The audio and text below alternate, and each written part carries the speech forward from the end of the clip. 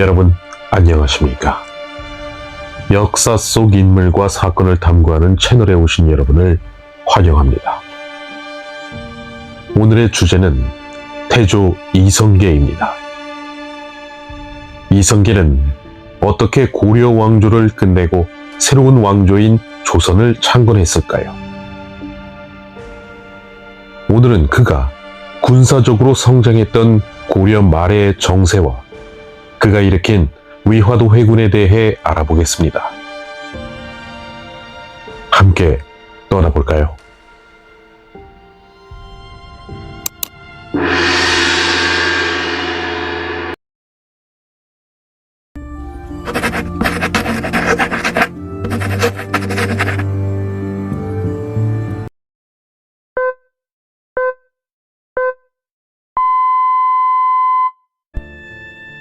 오늘은 한국 역사에서 중요한 전환점을 이룬 시기, 바로 조선 건국의 이야기를 다뤄보겠습니다.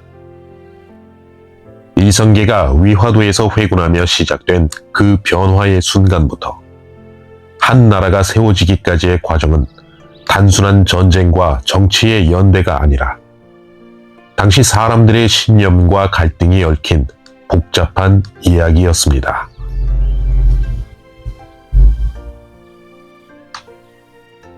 조선 건국의 전환점은 바로 1388년 이성계가 위화도에서 회군한 사건에서 시작됩니다. 당시 이성계는 고려의 장군으로서 몽골 침입을 막고 고려를 지키는 데 중요한 역할을 했습니다. 그러나 그는 한편으로는 고려의 부패와 무능을 깊이 느끼고 있었고 점차 정치적인 변화의 필요성을 절감하고 있었습니다. 이성계의 회군 이후 그의 정치적 위치는 급격히 강화됩니다. 하지만 그는 단독으로 권력을 잡기 위해 여러 도전을 받게 됩니다. 특히 그의 아들 이방원은 중요한 역할을 합니다. 이방원은 아버지 이성계를 지원하면서도 권력의 중심에 자리 잡기 위한 치열한 내적 싸움을 벌였죠.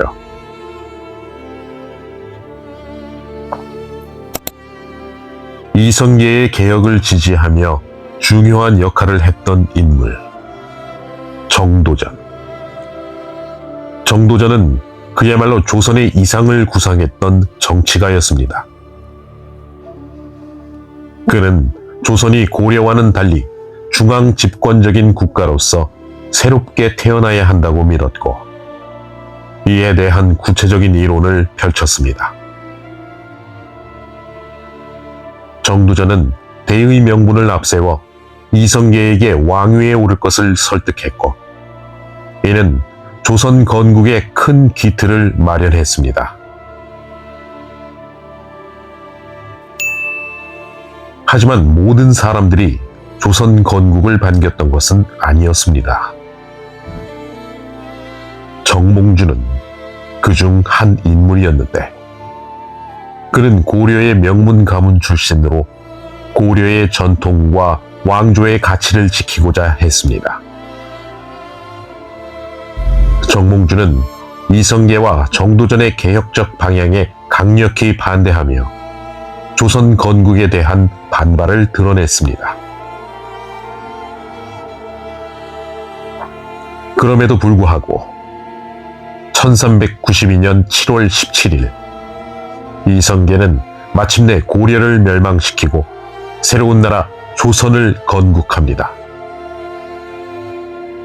조선은 그 명칭에서 알 수 있듯 새로운 시작을 의미했으며 이성계는 왕위에 올라 조선의 첫 번째 왕이 되었습니다.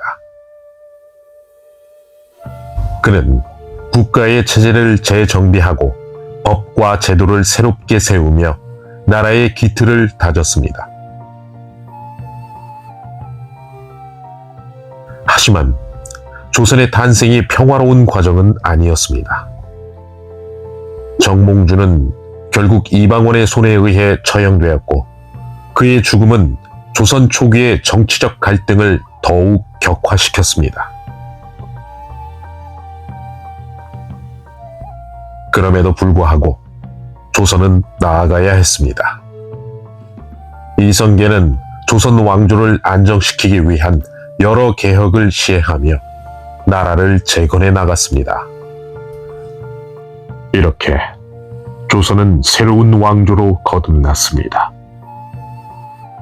이성계의 리더십 아래 조선은 앞으로 수백 년 동안 한국의 중심적인 국가로 자리매김하게 됩니다. 그러나 그 길은 항상 평탄치만은 않았습니다. 그럼에도 불구하고 조선 건국은 단순히 정치적인 변화만을 의미하지 않았습니다. 이는 새로운 문화와 사상의 출발을 의미하며 한국 역사에서 중요한 전환점을 이룬 순간이었습니다. 지금까지 조선 건국의 주요 인물들과 사건들을 살펴보았습니다. 이성계와 그의 동지들, 그리고 그와 대립했던 인물들까지. 이 모든 이야기들이 합쳐져 조선이라는 새로운 나라가 탄생하게 된 것입니다. 여러분이 이 이야기를 통해 당시의 역사적 배경과 인물들의 갈등을 이해할 수 있기를 바랍니다.